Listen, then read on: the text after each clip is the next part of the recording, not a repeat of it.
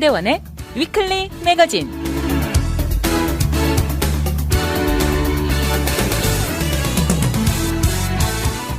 안녕하세요. 위클리 매거진의 문대원입니다. 졸업 시즌과 여름방학이 본격적으로 다가오면서 집집마다 분주합니다. 특히 소셜미디어에 가족들의 졸업사진들이 줄줄이 올라오면서 이런 것을 실감나게 합니다. 졸업은 아니어도 한 학년을 마치고 집에 돌아오는 자녀들을 엄마와 아빠들은 반깁니다. 특별히 달라진 것은 없어도 자녀가 오랜만에 돌아온 집안의 분위기나 형제끼리 떠드는 소리를 새삼 느끼면서 마음은 흐뭇해집니다. 그러나 이런 것도 잠시 여름방학 동안 썸머스쿨의 자원봉사에 외국으로 인턴십 계획이 서 있으면서 아이들은 방학 때 더 분주해 보이기도 합니다.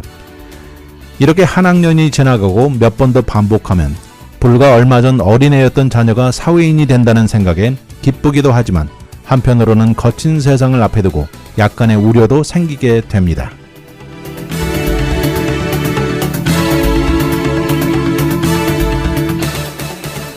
오늘의 토픽은 중년의 흑인 아버지, 주춤거리는 자율자동차, 심각한 학교 내 폭력, 위험한 유튜브, 그리고 지붕 사기꾼입니다.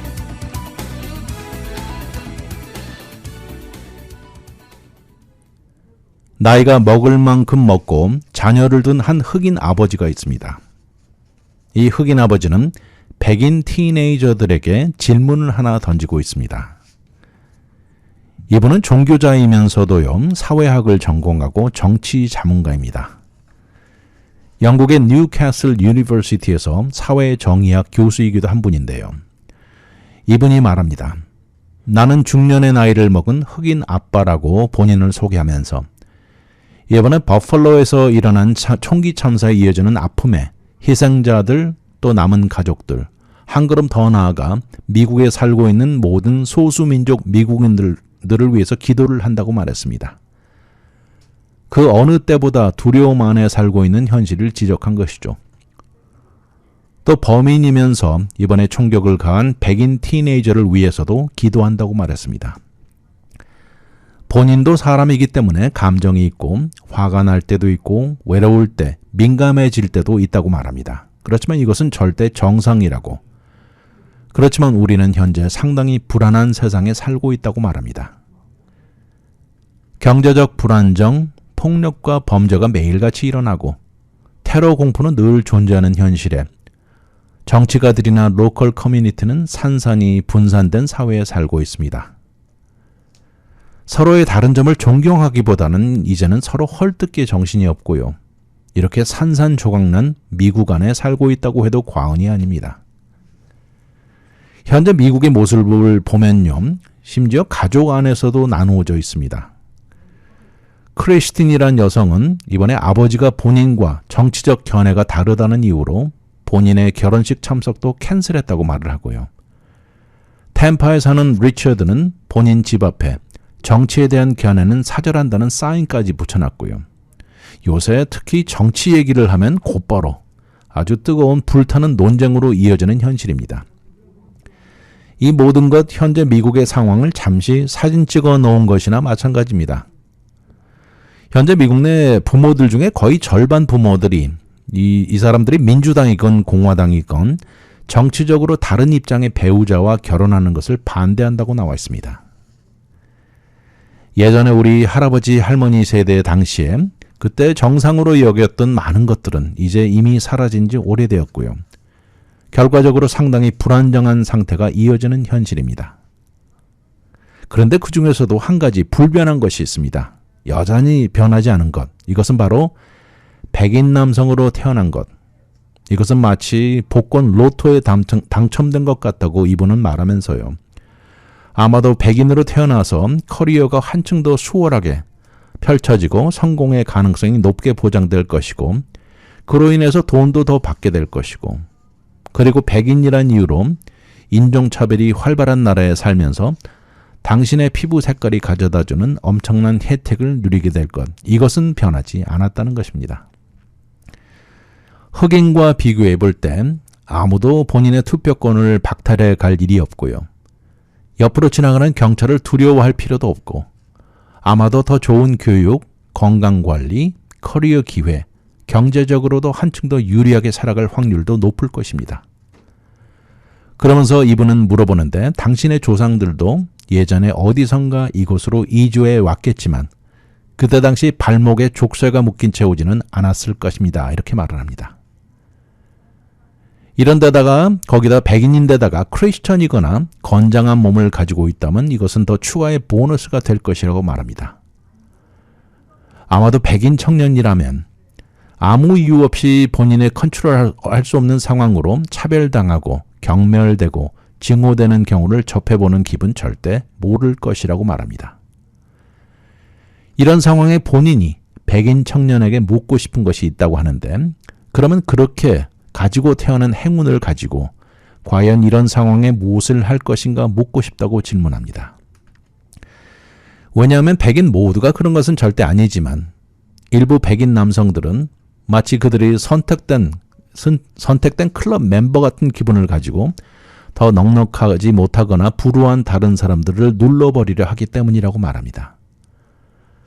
한 걸음 더 나아가 아주 과격한 타입의 백인의 경우에는 이런 사람들은 목소리들도 더 크면서 그들의 권위가 그들과 다르게 생긴 사람들에 의해 위협을 받고 대체되어 가고 있다고 주장하면서 더 많은 백인들을 포섭하고 이들에게 증오를 더 불어넣고 있다고 말합니다. 그러면서 백인 청년들에게 몇 가지 사실을 알려주겠다고 하는데요. 첫 번째는 가장 중요한 백인 우월주의라는 white supremacy 자체는 절대 잘못된 것이라고 말합니다. 물론 미국 시민들의 백그라운드는 아주 다양하고 여러 가지는 맞습니다. 각각 중요한 전통과 문화를 가지고 있고 그리고 우리 모두가 공유하는 전통적 미국 문화가 곁들여져 살고 있는 것입니다. 그렇지만 여기서 인종이라고 부르는 race는 유럽에서 온 백인들과 또 미국 초창기 시절 백인 식민주의자들 그리고 흑인 노예를 부리면서 사고팔고 하던 사람들이 사회적으로 만들거나 발명해낸 것이라고 말합니다. 이렇게 해야만 그들이 흑인 노예와 미국 원주민들을 끔찍하게 다루던 것을 합법화할 수 있는 도구가 되는 것이기 때문입니다. 그러면서 노예를 부리던 사람들이 그때 당시 주장하는 것은 크리스천만이 신념과 두뇌가 있고 그렇지 못한 나머지 인간들은 인간 아래 부족한 열등, 서브휴먼이라고 불렀습니다. 그래서 그런 사람들은 그렇게 취급당하는 것이 맞다고 주장했던 것이죠. 그 이후 세월이 흘러서 이 수많은 아프리칸들이 크리스천을 받아들이게 되자 그때부터는 새로운 명칭이 필요했던 것인데 그때 좀 더 부족한 인종, 이 레이스가 탄생한 것이죠. 그리고 이것은 오늘날도 사용되고 이제는 이것이 증오의 무기로 돌변했다고 말합니다. 나는 나의 인종과 문화를 자랑스럽게 여기면서 당신들의 것도 존경한다고 말합니다. 그러면서 반대로 당신들도 나에게 똑같이 해달라는 것이죠. 그런 차원의 인종이라는 것이 존재하는 것을 멀리해야 한다고 강조합니다. 또 하나는 백인 우월주의자들은 백인을 보호하려는 것이 절대 아니고 당신들에게 거짓을 말하면서 당신을 이용해서 백인들이 마치 위협당하고 있다는 착각과 거짓으로 물들게 만듭니다. 그들의 삐뚤어지는 이런 목표에 당신을 이용하는 것이고 백인이 대체되고 있다고 주장하는 Great Replacement Theory 같은 황당한 것이 좋은 예라고 말합니다. 또 한 가지는 서로를 좋아하고 사랑하는 것 절대 무한대라고 말합니다. 사랑은 주면 줄수록 돌아온다고 강조하면서요. 절대 준다고 이 사회에서 본인의 자리가 없어지지 않는다는 것을 강조합니다. 그러나 본인 자신이 너무 경솔하게 판단하는지도 모른다고 말을 하면서요. 아마 이미 수많은 젊은 백인 청년들이 본인 같은 생각을 하고 있을지도 모른다고 말했습니다. 그들도 평등과 포함되는 인클루전을 부르짖고 있을지도 모른다고 하면서 만약 그렇다면 너무나 축하하고 고맙고 나에게 희망을 준다고 말합니다. TV를 켜고 수많은 다양한 사람들이 같이 시위를 하는 모습을 보라고 합니다.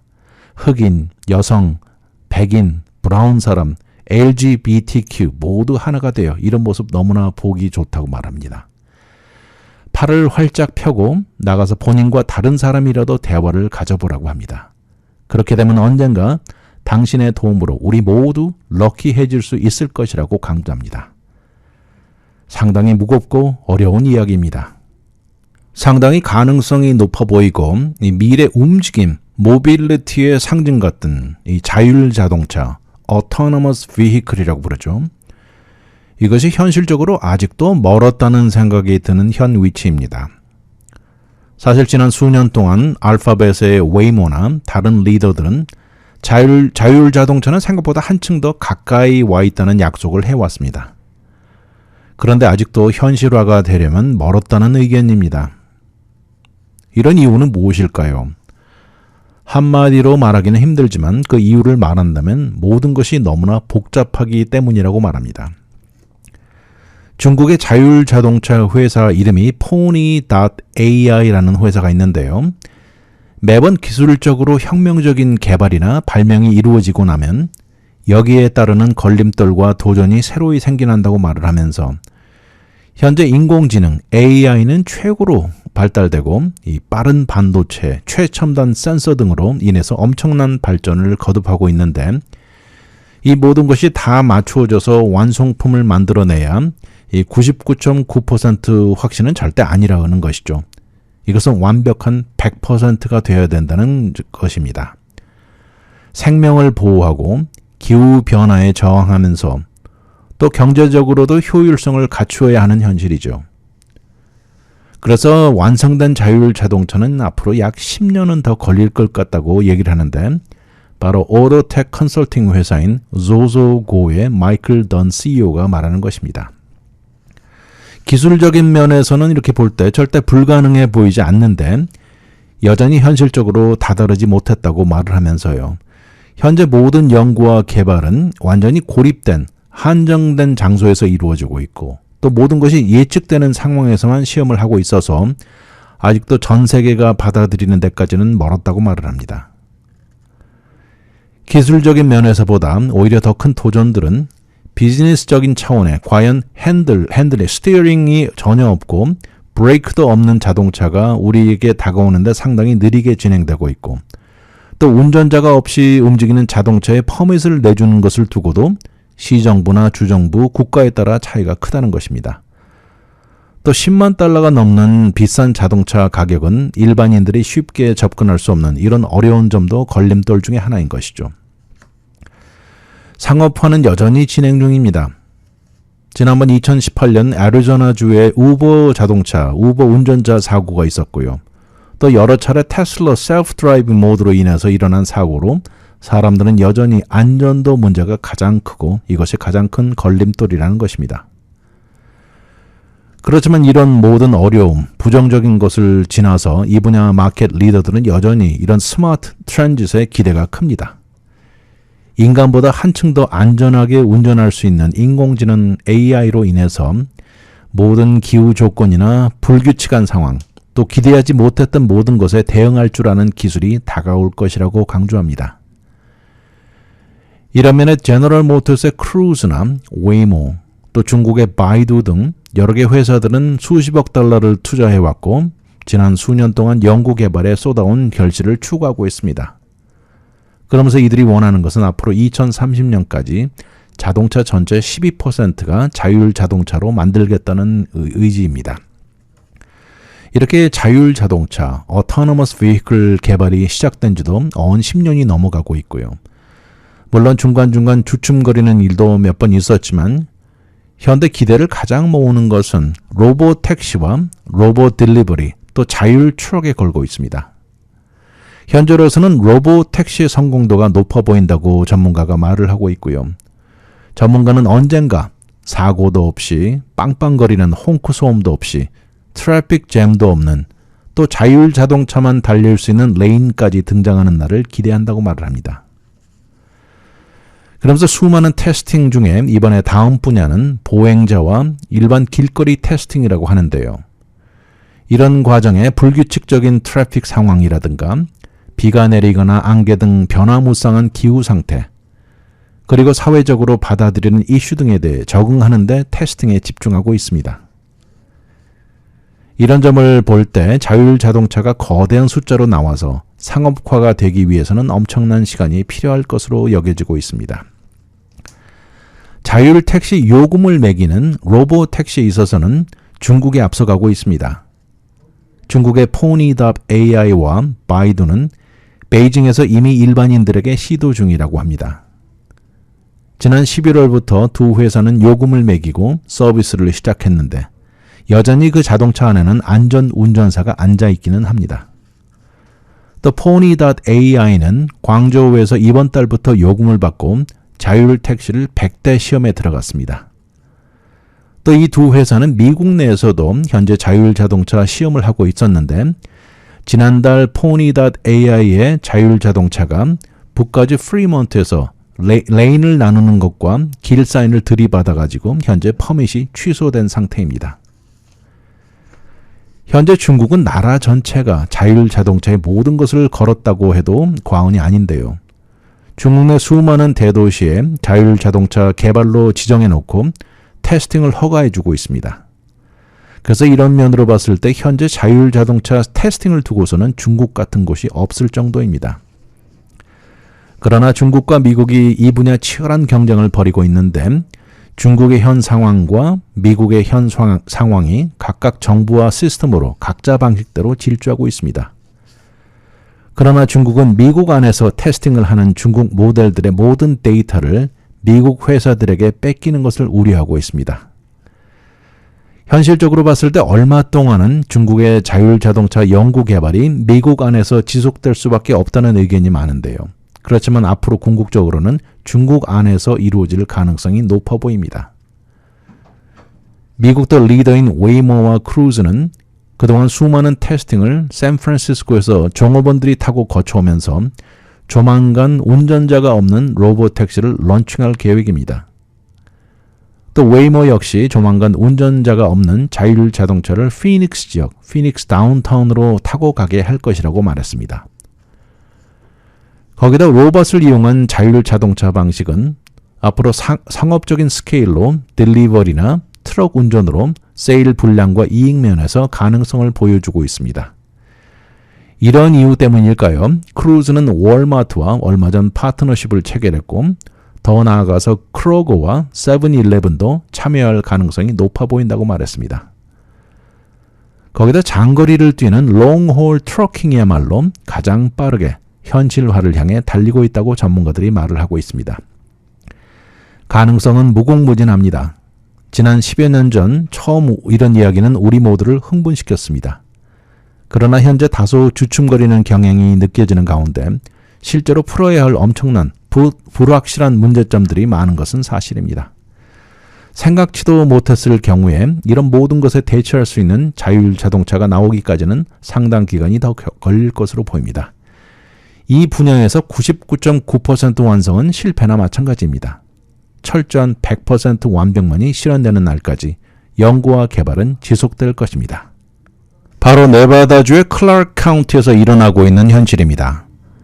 지난 2월 베이거스 밸리 하이스쿨 안에서 한 티네이저 소녀는 또 다른 여학생을 크게 폭력을 가했습니다. 현재 이런 상황은 학생들 간 뿐만 아니라 학교 내 스태프진들도 위협을 느끼고 있는 현실입니다.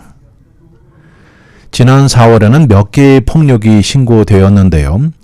15살의 여학생이 선생님을 가위로 위협했고 또 다른 14살짜리 학생은 8인치짜리 칼을 휘두르면서 선생님이 교실에서 도망나가게까지 만들었습니다. 그런가 하면 엘도라도 하이스쿨의 16살 학생인 조나탄 마르티네스는 선생님과 앉아서 본인의 학생 성적표를 검토하는 과정에 결국 선생님을 컴퓨터 줄로 목을 조르고 폭력을 가하고 결국 강간까지 한 것입니다. 이 학생의 경우는 성인으로 취급되면서 살인 미수에 납치, 강간까지 혐의가 적용되고 있습니다. 선생님을 이렇게 폭력에 강간까지 한 학생의 경우 과연 이 학생이 제정신인지 아닌지 여부를 이것부터 분석하고 있습니다. 지난 금요일 클라크 카운티 디스트릭트 코트에 화상으로 출석했는데요. 그의 변호사는 정신적 불안정을 주장하고 있습니다. 현재 이 학생은 살인 미수를 비롯해서 15개 항목의 혐의가 적용되어 있는데 경찰 조사에 의하면 지난번 학생의 성적을 두고 상의를 하던 중 갑자기 폭력적으로 변했고요. 선생님을 때리기 시작했습니다. 그리고 선생님의 의식을 잃었을 때 목을 졸랐다는 것입니다. 그리고 도망친 이후 피해 선생님은 학교 내 다른 스텝진에 의해서 발견되었고 경찰은 결국 범인이 누군지를 알게 되고 그날 체포한 것입니다.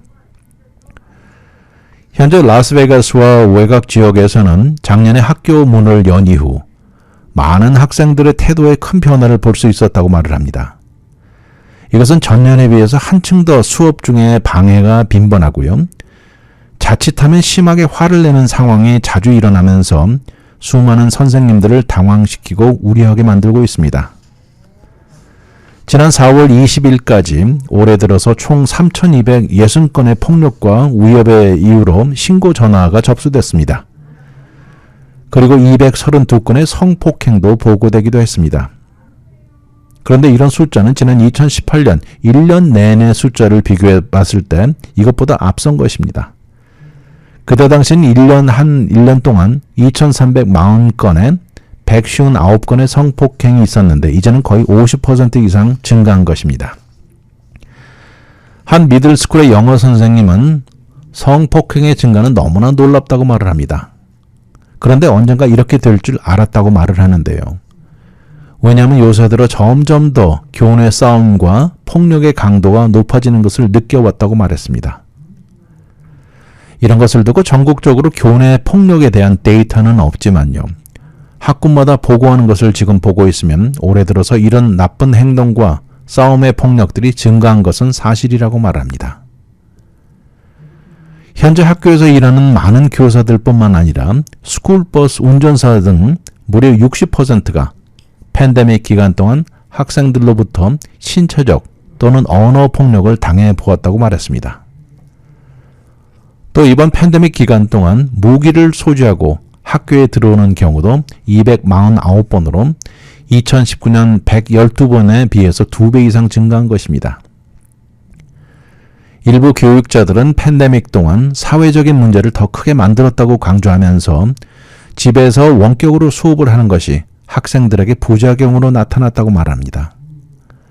생각보다 많은 숫자의 학생들이 정신적인 문제로 고생을 하고 있고 자살률도 증가했다고, 그렇지만 이 학군은 이런 것에 별로 대응을 하지 않고 있다고 비난합니다. 이것을 두고 클라크 카운티 스쿨 디스트릭트 학군에서는 학생들과 스텝진들에게 정신건강에 다양한 옵션을 제공하고 있다고 말을 하면서 우리 학군에서는 무엇보다도 안전이 제일 중요하다고 강조했습니다. 전국에서 5번째로 큰 사이즈인 클라크 카운티 스쿨 디스트릭트는 32만 명이 넘는 숫자의 재학생이 있습니다. 그런데 이들이 학교로 돌아온 이후 이런 폭력의 증가 트렌드는 명확합니다.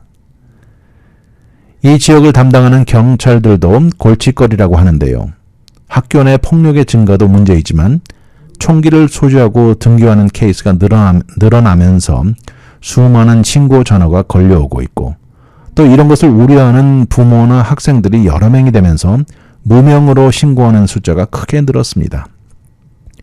물론 이렇게 들어오는 모든 신고들이 모두 체포로 연결되는 것은 아니지만 그래도 매일매일 학교에서 근무하고 교실을 이끄는 많은 교육자들은 매우 불안한 하루하루를 보내고 있습니다.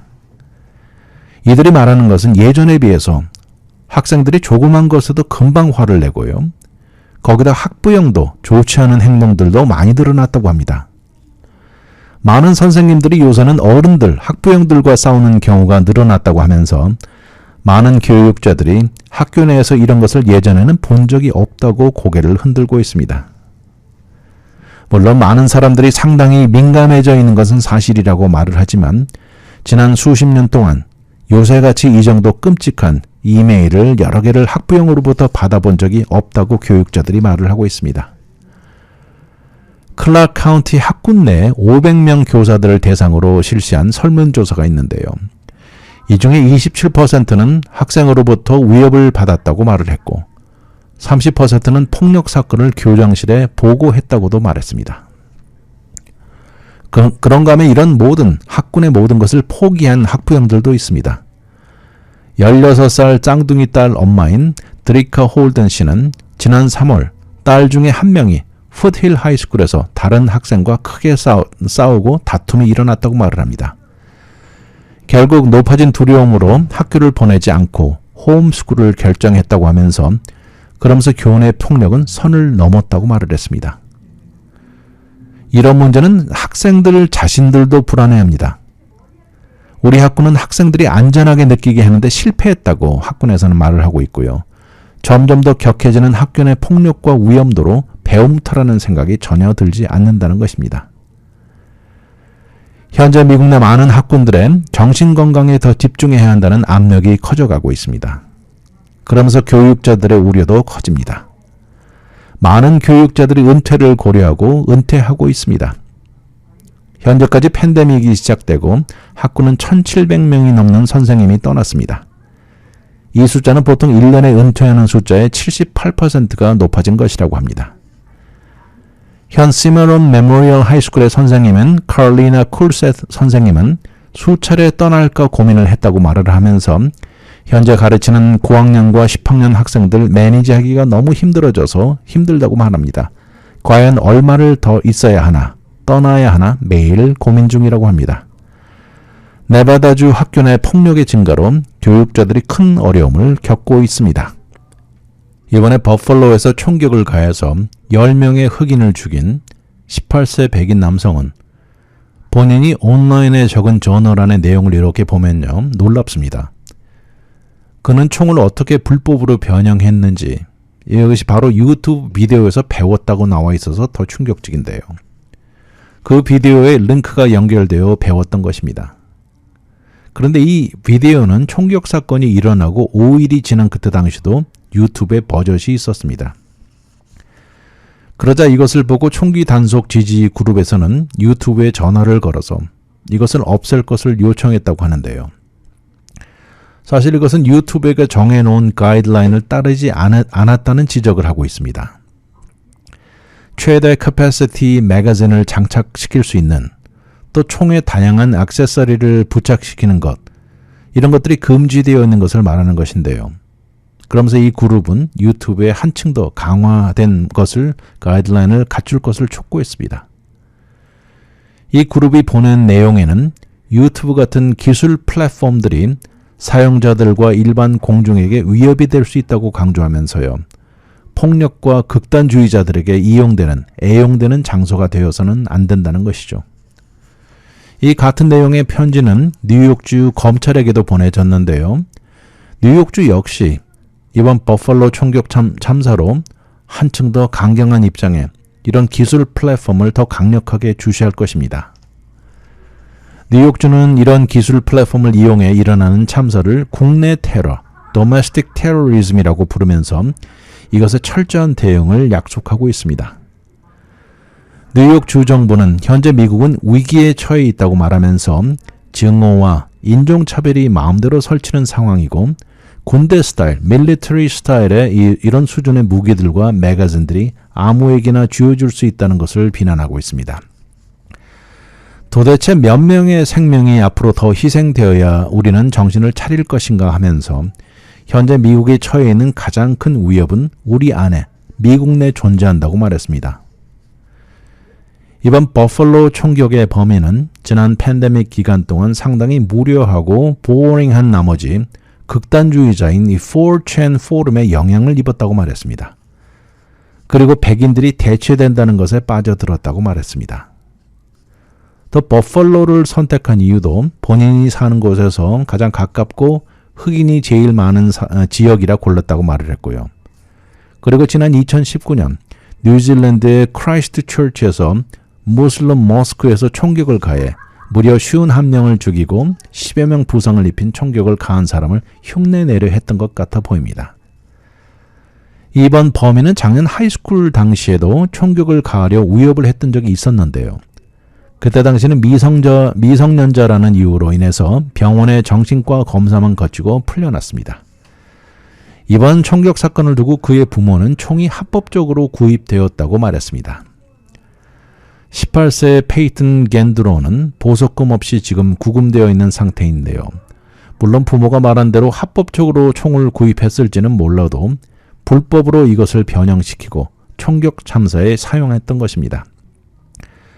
지난 12월 NBC 뉴스는 유튜브 안에 들어가서 12개가 넘는 비디오를 찾아냈습니다. 그 안에는 어떻게 하면 추적이 절대 불가능한 소위 유령총이라고 부르는 고스트건을 만들 수 있는지가 나와 있고요. 이것은 정말 아주 이해하기 쉽게 스텝 바이 스텝으로 알려주는 것이 들어있습니다. 또 어떤 비디오는 어떻게 변형하면 총이 더 빠르게 쏘아지고 더 많은 파괴를 줄 수 있는지에 대해서 나와 있고요. 또 다른 비디오는 어떻게 하면 소총을 자동 소총으로 만드는지 등등 이런 것이 버젓이 다 올라 있습니다. 유튜브 안에 팔레시는 만들어져 있지만 이것이 시행되고 있지 않는 것이 문제라고 지적하는 사람도 있습니다. 누구나 쉽게 찾아볼 수 있는 현실이고 이런 비디오가 수두룩하게 널려 있다는 것이죠. 이번 범인은 공격의 상세한 디테일을 모두 저널에 기록해 오면서 본인이 쓰는 사용자 아이디, 사용자 이름도 짐버보이라고 지었습니다. 이 사용자 이름은 총격 당시 실황으로 트위치라는 플랫폼에서 보여주던 것이었는데 이곳에서도 같이 사용한 아이디였습니다. 이번 범인은 유튜브 외에도 트위치, 디스코드, 스팀이라는 이런 사이트에 모두 어카운트를 가지고 유지해 왔던 것입니다. 이 중에 하나인 디스코드는 지난 1월 11일 유튜브 비디오 링크를 연결해서 어떻게 매거진 락을 제거하는지 이것을 연결이 되어 있는 것이 나타나 있는데 이것은 사실 뉴욕주 법에서 합법적으로 AR-15 스타일 총의 구입을 하려면 매거진 락을 할 수 있게 해주면서 이 등록을 허가해 주고 있습니다. 그렇지만 비디오를 2분만 보면 이 락을 어떻게 풀었는지 그 방법을 다 가르쳐 줍니다. 이것은 결국 아주 빠르게 총알을 재장전시키는 것이죠. 그리고 며칠 뒤 범인은 이것저것을 구입하고 유튜브에 올린 것입니다. 수십 발을 쏠 수 있는 방법을 다 갖추고 그리고 이런 과정을 다 올려놓은 것이죠. 아무리 불법이라고 해도 소셜미디어를 통해 너무나 쉽게 다 갖출 수 있는 현실입니다. 그리고 버펄로 탑스 프렌들리 마켓 안에 들어가 총격을 가한 것이죠. 그리고 총격을 가하기 바로 직전 디스코드에 올린 비디오에는 그 비디오 이미지를 보면 이미 하이 캐패시티 매거진 3개 이상이 차 안에 보였다고 합니다. 범인은 총은 물론이고요. 또 입는 갑옷, 슈팅 작전 등에 연관된 13개 유튜브 비디오를 링크했고 모든 비디오들은 지금 유튜브가 정해놓은 가이드라인 안에 포함되어 있는 문제없는 것들이었습니다. 그중 한 개는 자동차 세이프티 글라스를 어떻게 뚫고 총을 쏠지에 대한 것인데 이곳은 100만 명 이상 조회수를 기록하고 있습니다. 마켓 유리는 물론 세이프티 글라스는 아니었지만 실황으로 보여주는 이미지나 참그 현상의 사진들을 보면 수차례 공격이 가해진 것으로 보이고요. 또 스토어 앞 유리창을 뚫고 들어간 것이 역력하게 보였습니다. 지금 디스코드 이 사이트는 현재 수사의 모든 협조를 약속하고 있는데 앞으로 모든 재판 과정과 판정의 모든 이목이 집중될 것이고 어떻게 전개될지 우려도 앞섭니다. 현재 플로리다주에서는 보험회사들을 겨냥한 지붕 사기들이 아주 성행하고 있습니다. 지붕 사기로 보험회사 상대로 소송 건수가 하늘을 찌르고 있는데요. 이러면서 10여 개가 넘는 대형 보험회사들이 문을 닫고 커스터머들 폴리시를 캔슬하거나 아니면 보험료를 아주 높게 올리거나 아예 플로리다주에서 사업을 접고 떠나고 있습니다. 그러면서 새로 홈오너 보험을 들 수가 없는 실정까지 간 것인데요. 보험 없이 강풍에 폭우, 해일, 또 앞으로 다가올 허리케인 시즌에 대비를 못하고 있는 것이죠. 현재 전국에서 주택보험 마켓이 가장 위태로운 주가 플로리다면서 붕괴 위기까지 거론되고 있습니다. 이런 급한 상황이 되자 주지사인 론 디산티스는 주의회에 다가오는 올해 허리케인 시즌이 이전에 해결책을 마련하라고 지시했습니다.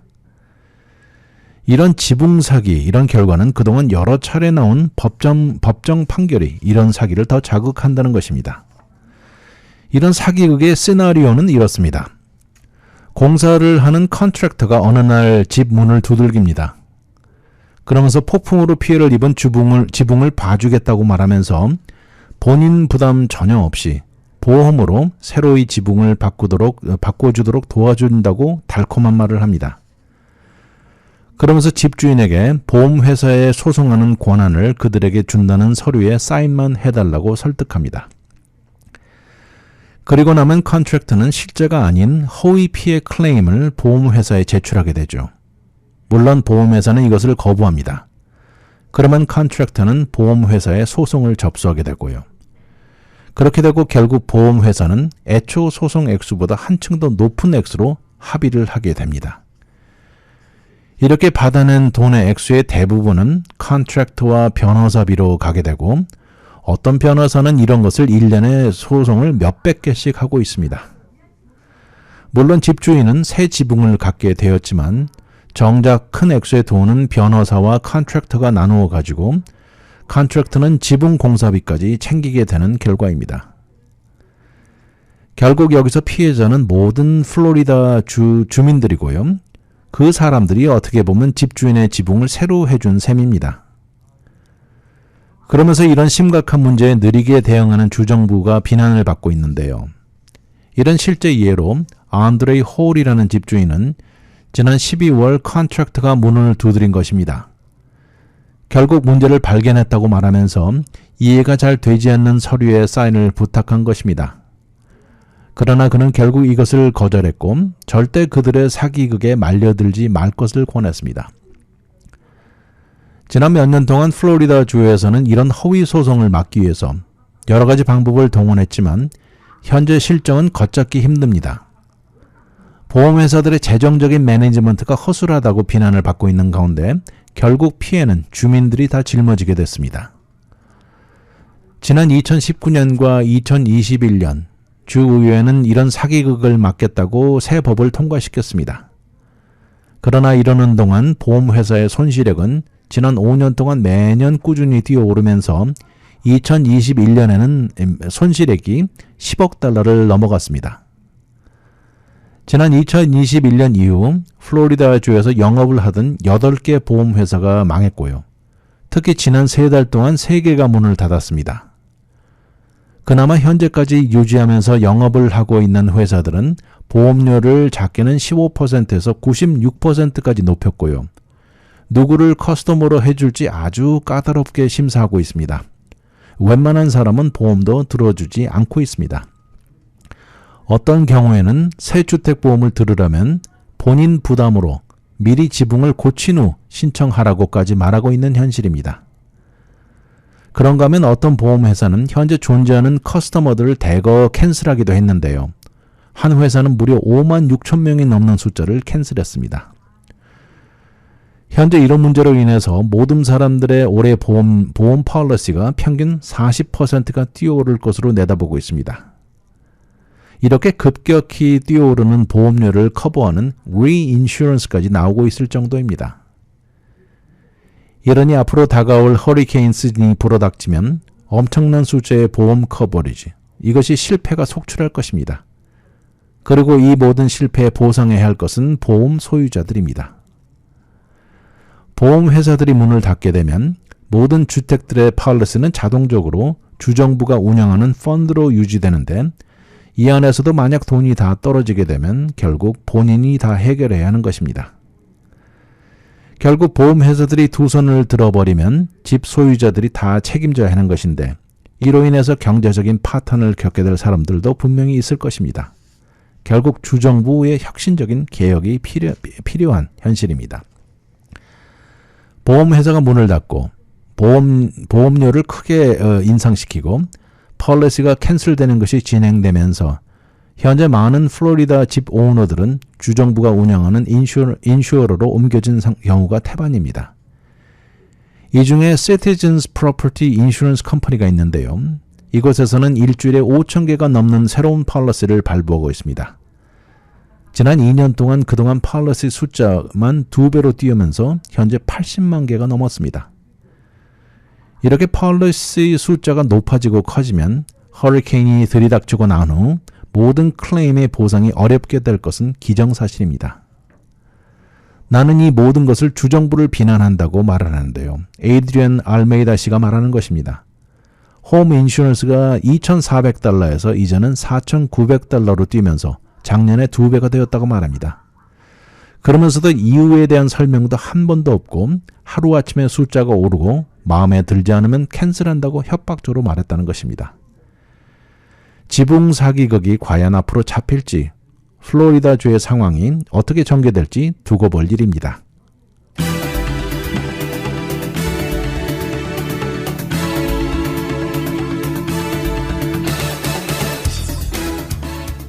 현재 존재하는 법의 허점을 최대한 악용하는 사기꾼들이 플로리다주에서 큰 타격을 입히고 이것은 곧 주민들이 감당해야 하는 결과로 나타납니다. 잘 살고 있는 주택 소유자들에게 변호사와 손을 잡은 컨트랙터들은 새로운 지붕을 미끼로 보험회사를 상대로 엄청난 소송의 합의금을 챙기는 것입니다. 합의금의 총액수는 억 달러대를 넘어가면서 수많은 보험회사들이 사업을 접게 되는 결과를 가져왔습니다. 그리고 이것은 결국 보험료의 놀라운 인상에 폴리시 캔슬로 줄줄이 이어지고 있습니다. 이러니 새로운 폴리시를 든다는 것은 거의 불가능하고 구태여 폴리시를 들어준다면 아예 지붕을 본인 돈으로 고쳐야 하는 조건으로 이슈를 해주고 있는 웃지 못할 상황입니다. 위클리 매거진은 인터넷을 통해 다시 들을 수 있습니다. radiokorea.com에 들어와 다시 듣기를 누르시고 편안한 시간에 들으십시오. 또한 위클리 매거진을 유튜브에 들어와 RKTV 1540을 통해서도 다시 들을 수 있습니다. 이 프로그램은 KBS, MBC, SBS, NGC, 라디오 코리아 등 14개 한국방송 채널이 운영되는 디렉위성 TV 제공입니다. 지금까지 위클리 매거진 진행의 문대원이었습니다. 감사합니다.